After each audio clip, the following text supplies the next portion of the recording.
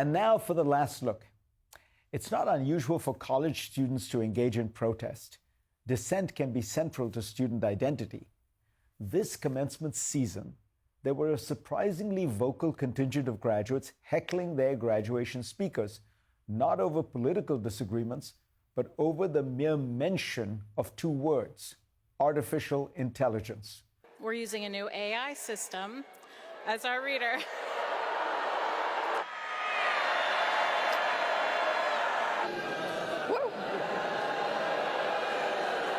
Last weekend, I gave a graduation speech at Bard College, the small but well-respected liberal arts school in New York State. And I too dared to bring up artificial intelligence.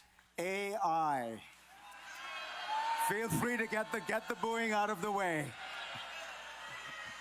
But I focused on something more important, as far as I'm concerned: human intelligence. I wanted to share some of those thoughts here. Artificial intelligence is indeed arriving with astonishing speed and power. But we humans are going nowhere. And this moment, paradoxically, gives us an opportunity to better understand what is essential and unique about being human. Every generation has confronted transformative technologies that seem destined to overwhelm humanity. The printing press, the steam engine, electricity, the internet, each inspired wonder and panic in equal measure.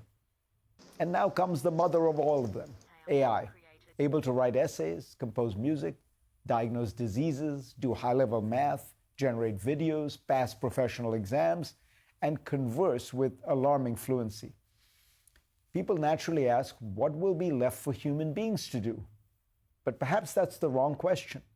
The better question is, what does AI tell us about all the things we humans already do, and do distinctively and irreplaceably? The answer, I think, is profoundly hopeful. Consider first the sheer miracle of the human brain. A human brain weighs about 3 pounds. It runs on roughly 20 watts of power, about the energy needed to dimly light a refrigerator bulb. Now, training some of the most advanced AI systems in the world required data centers consuming hundreds of millions of watts, enough to power entire cities. These facilities stretch across hundreds of acres, filled with giant servers, massive cooling systems, and miles of cable. Meanwhile, your 3-pound brain is sitting quietly inside your skull, using less energy than a laptop charger. And yet it can do things that still baffle machines. A toddler can recognize a face instantly in poor lighting, understand tone and emotion, navigate a crowded room, learn language socially, infer intentions, and grasp context, all effortlessly. Human beings can understand irony, ambiguity, affection, embarrassment, love, shame, humor, longing. We can read a room. We can sense tension in silence. We can detect insincerity in a smile. Machines are astonishingly good at analysis, but humans do more, because we live in a complex world inhabited by other humans. The computer scientist Yann LeCun has pointed out that human intelligence is not merely computation. It is embodied experience, social understanding, and emotional cognition, layered over millions of years of evolution. And so perhaps we should stop imagining human beings as inferior computers. We're not computers at all. In Japan, the central concept of wabi-sabi celebrates imperfection, incompleteness, asymmetry, transience, roughness, and irregularity. Handmade ceramics are treasured precisely because they bear the mark of the human being, with uneven glazes and distortions that reveal individuality and craftsmanship. Broken pottery is sometimes repaired with veins of gold, a practice called kintsugi. The crack shines instead of being hidden. The resulting surface is rough, but what moves us is the visible evidence of frailty and repair. We humans don't always seek perfection. Sometimes we seek authenticity and soul. We are entering an age in which rational analysis may increasingly belong to machines. But human beings are gloriously irrational creatures. We fall in love with the wrong people. We cry over sappy songs. We sacrifice for others. We stay loyal to friends. We create religions, nations, poetry, jazz, democracy, and abstract expressionism. No algorithm would have ever invented the blues, steeped in pain and sorrow. No hyper-efficient program would have designed Venice, an absurdly impractical city on stilts. And thank God for that. In fact, the danger in the AI age is not that machines will become too human, is that humans will start trying to become too much like machines. We already see this happening. People talk about optimizing every dimension of life: sleep, productivity, networking, branding, performance.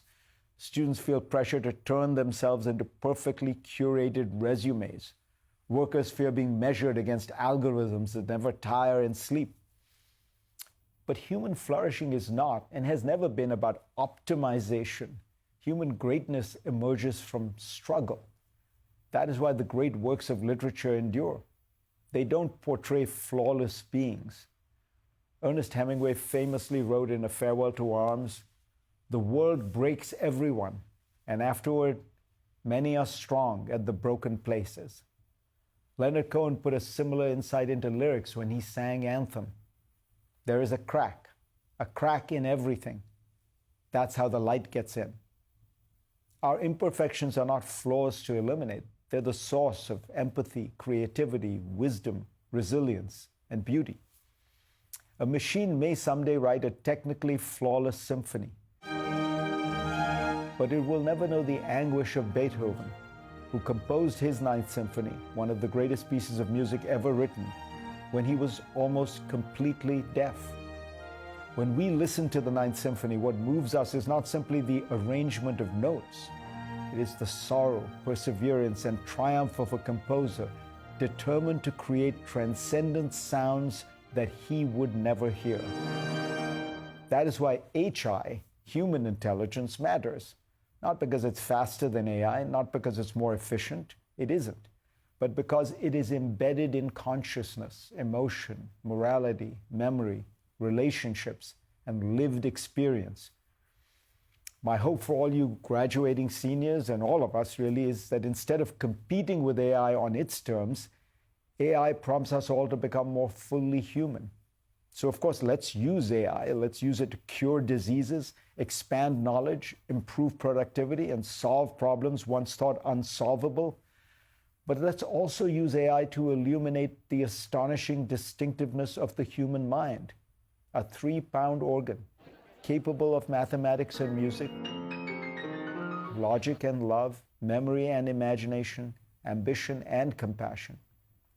And so to the 2026 graduates who are leaving extraordinary institutions and entering a world transformed by artificial intelligence, I hope you will also become champions of HI, human intelligence, human imagination, human inspiration, and human interconnection. Celebrate the gloriously imperfect human mind, because our imperfections are not bugs in some system's code. They are the cracks that let the light come in.